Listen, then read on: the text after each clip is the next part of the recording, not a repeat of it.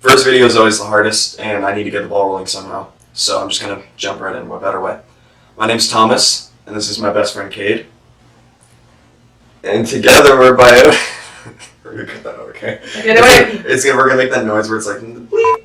This is Biota. This is going to be our first episode. As far as I don't know what we're doing, and I've got no plan for it at all because I'm just winging this right now. But all I know I want to do is talk, and Cade wants to edit, so what better way than just make a YouTube video. So welcome to Biota. Yeah, get out of here. It's my turn. Okay. Life, there's problems, and we meant to start this filming right after school, but I guess this would help anyone that's been having problems too. The last day of school, I got a call during lunch that my grandmother had a stroke, and that hit me really hard. I was very close to her. So the very next day after school, my mother and I, we got in the car and we drove down to Southern California. And we went to see my grandmother. She was bedridden, and 3 days later, she passed. So it was very hard on us, on my family and I.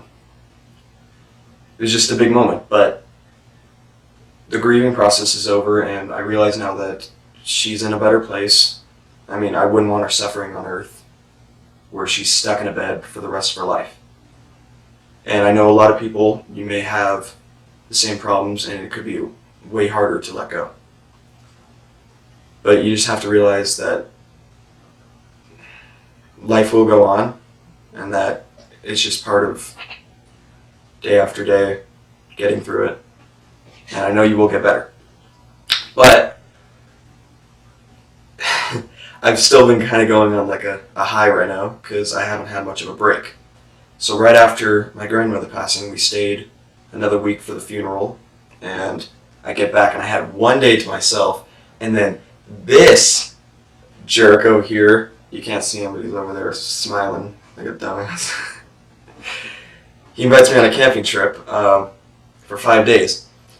And I'm not going to talk a lot about it, but one thing that happened was he deserted me on a cold, lonely mountain. No, wait. No, stay out of here. I'm telling the story.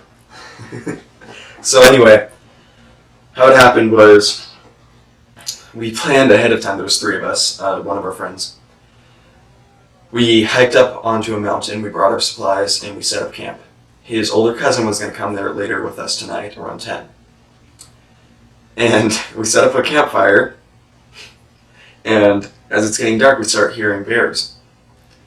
And this one freaks out. I'll try to put you in good light, but I guess he righteously had to leave because he was scared. So. Yeah, I had What are you doing? Okay, so You talk about it. from my point of view, Thomas is sitting down by the campfire, and I hear the bear noises, and I see this thing across. Like we had this ridge. The ridge right about 50 feet from each side of the mountain. I think it's longer. Okay, fine, like 100 feet across the mountain. Anyway, so I see like this black thing go walking across the trees, and I'm like, this Not racist at all. I'm like, this isn't good. So I start freaking out, and we hear like a bear grunt. It's like, Thomas, you can do the voice. Do the bear grunt. Yeah, we start hearing those noises. So I'm like, okay, I'm not gonna play this. I'm like, I'll just come back up when my cousin Callan comes back up. So we're like, okay, we're good. So I start walking down the mountain with my other friend Raymond. He's not here, and Nor will he ever be. yeah, no, he won't be. And we start walking down the mountain, and right as soon as we got to the very bottom, like it was still kind of dusk daylight, like that point where it goes from you can still see the moon and the sun is still coming over the horizon and stuff. It goes from there, and like somebody just snapped their fingers, and it went pitch black. Like who turned out the lights? So once the lights were out, Need to remind you, I'm all alone right now by the campfire. I offered Tom to come down the mountain, but he's there now. No, shut up. The fire was still blazing. I can't just kick it out. It was like this high. It's an exaggeration. Don't worry about it. Well, me and Rim get down the bottom. Rim's like, well, I don't want to walk back up by myself. I'm like, well, great. Now we leave Thomas up there. So we go back to our camp. And, okay, else. Yeah, you continue. It was cold. Just kidding. I don't know how to talk about it anymore. So my point of view, Cade just wimped out. I did. Yes, you did. Because I knew we were fine. It's a black bear. They're not going to do anything. It's not like it's a grizzly. But he got scared, so I was like, okay, you know what, it's fine. I want to stay here because I'm too stubborn to leave. I hiked all the way up here. I'm going to stay. So I was just like, Raymond, why don't you go with Cade, take him down to the bottom mountain, and come back. That never happens, obviously. So I'm still there, and I'm getting a call from Cade, and he's telling me they're not coming back for me. So now you got to put yourself in my shoes. I'm over here. It's pitch black outside. I'm hearing bear calls not even that far away from me. All I got is a fire. And, I'm kind of getting a little freaked out. And they can't get a hold of his cousin either. They don't know where he is. The Snapchat, the map thing said he was still... The stat map said he was still in our hometown. But wait. Okay, go. So, didn't know where I was going with that. Hold on. You continue. Okay, way to take the mic, Cade. So... Wait, okay, now I got it. Okay, so... So basically, when we get back down to camp, and we're like, okay, how are we going to get Thomas back up? Me and him are like, oh, we'll walk back up together. We'll get him. Was that a voice crack? Probably. Was We'll We'll walk back up. Get Tom, we'll pick up all our stuff, or just leave it there in the night and then come back up when Callum comes. And so basically, we start walking back up the mountain, and I get a call. It's from my cousin, Grace, my other cousin. She was in camp, and she knew about what was going on.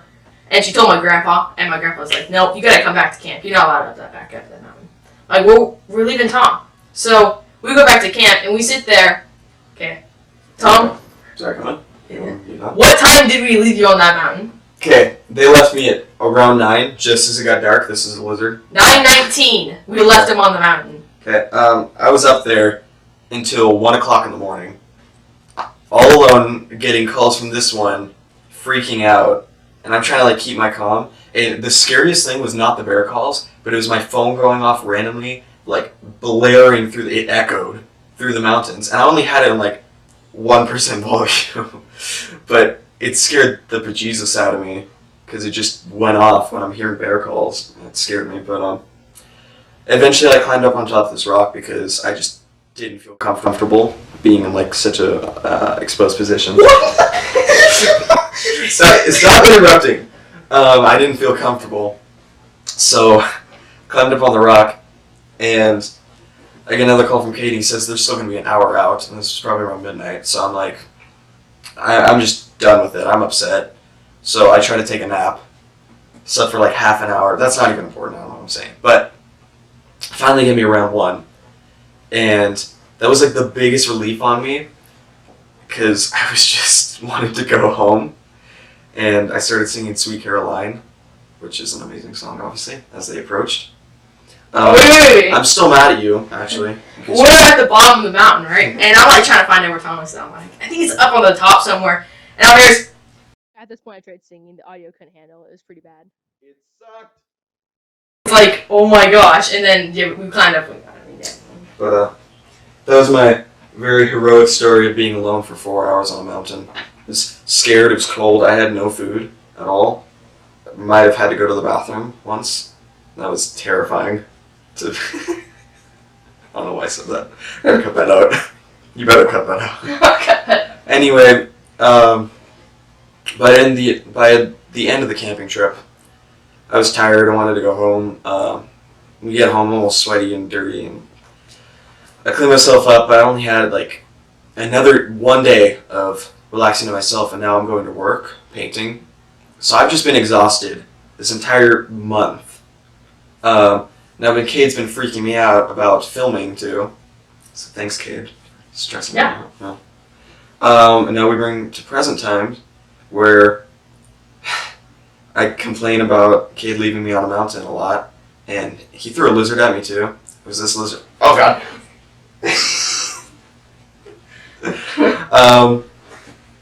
But that's been how life's been going for us. We meant to get these videos out a lot sooner, but I have faith in this channel, obviously. Of course I do, because why wouldn't I? And I think it's going to go places. I hope you can stay with us and you enjoy it too. I don't really know what I'm going to do in the future, but what? I have an idea. Okay. Okay. So for this channel, I've thought of many different things we can do for it. Okay, bye. I just want to talk. That's all I know. we can figure it out as we go. Because I'm just winging it right now, and I had no plan. What, did you remember? You gotta get in. Okay, so on this channel, I want to do sit-downs, I want to do talks. Thomas said I might be able to like do the occasional prank on him, or... I never said that. You said that! I didn't. Yes, you did. Anyways, okay, I might not do that then, I don't know. But we might do sit-downs, we might do talks, we might do motivational videos, inspiring things that we had to go through, hence today, for our first video. But this is Biota. I hope you all enjoy. And Also, wait.